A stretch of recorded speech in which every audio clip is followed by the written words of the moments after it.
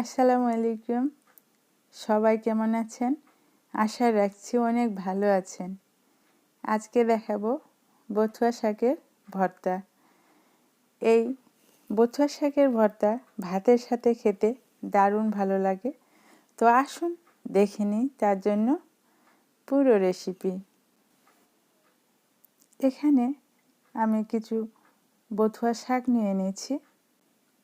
আর বথুয়া শাকের নিচের অংশটা কাটে ফেলে দেওয়া হয়েছে, শুধু শাকগুলো আছে। এখন ভালোভাবে শাকটা আমি ধুয়ে নিয়েছি। ধুয়ে নেওয়ার পরে এভাবে একটা পাত্রে দিয়ে নিয়েছি।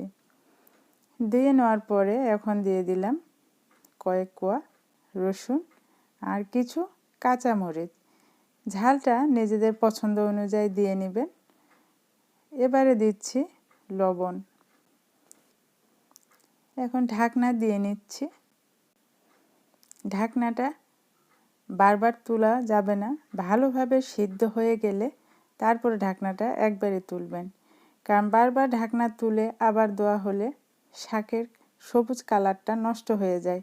এজন্য কালার যেন নষ্ট না হয়, এজন্য ঢাকনাটা একবার তোলার পরে আর দেওয়ার দরকার নেই। শাকগুলো কম সিদ্ধ হলে সেক্ষেত্রে এভাবে ঢাকনা ছাড়াই কিছুক্ষণ জ্বালালেই শাকগুলো সিদ্ধ হয়ে যাবে। আর আমার রসুনের কোয়াগুলো মাঝারি সাইজের, এজন্য এগুলো নিচে দিয়ে দিচ্ছি যেন রসুনগুলো ভালোভাবে সিদ্ধ হয়ে যায়। শাকটা আমার অনেকটাই সিদ্ধ হয়ে গেছে, কিন্তু রসুনগুলো সিদ্ধ না হওয়ার কারণে আমি আর একটু সিদ্ধ করে নিচ্ছি। এখন একটা রসুনের কোয়া চেক করে নিই রসুনগুলো সিদ্ধ হয়েছে কিনা। তো রসুন সিদ্ধ হয়ে গেছে। এরপরে আরও 1-1.5 মিনিটের মতো শাকটা ভালো করে সিদ্ধ করে নেব যেন রসুনটা আরও ভালোভাবে সিদ্ধ হয়ে যায়। তো এখন চুলাটা অফ করে দিলাম।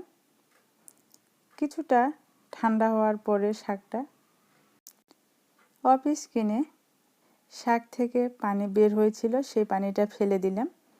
ফেলে দেওয়ার পরে এখন আবার পুনরায় ঠান্ডা পানি এখানে দিয়ে ভালোভাবে ধুয়ে নিতে হবে। ঠান্ডা পানি দেওয়ার পরে দেখুন আবার পানিটা অনেকটা লালচে কালার হয়ে আসছে। তো শাকটা এভাবে ভালোভাবে ধুয়ে নিতে হবে, তাহলে ভর্তাটা খেতে অনেক মজার হবে। এই পানিটা ফেলে দেব, দেওয়ার পরে আবার পুনরায় পানি দেব। লাল পানিটা ফেলে দেওয়ার পরে যখন পানিটা এরকম অনেকটা সাদা হয়ে বের হবে, এরপরে শাকটা হাতের সাহায্যে ভালোভাবে চাপে চাপে পানিটা ফেলে দিতে হবে। কারণ পানিটা রাখলে ভর্তাটা বেশি সুস্বাদু হবে না।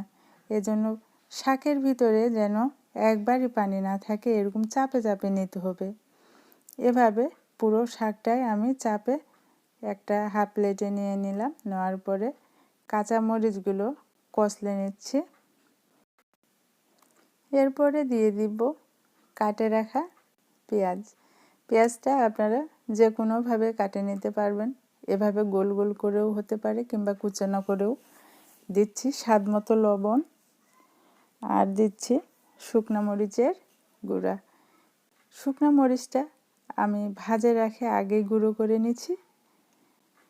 এরপরে দিয়ে দিব সরিষার তেল। বথুয়া শাকের ভর্তায় সরিষার তেল আর পেঁয়াজ পরিমাণে একটু বেশি দেওয়ার চেষ্টা করবেন, তাহলে বথুয়া শাকের ভর্তা খেতে অনেক ভালো লাগবে। আর রসুনের কোয়াটাও একটু দেওয়ার চেষ্টা করবেন, কারণ রসুনটা দেওয়ার কারণে আলাদা একটা স্বাদ যুক্ত হবে।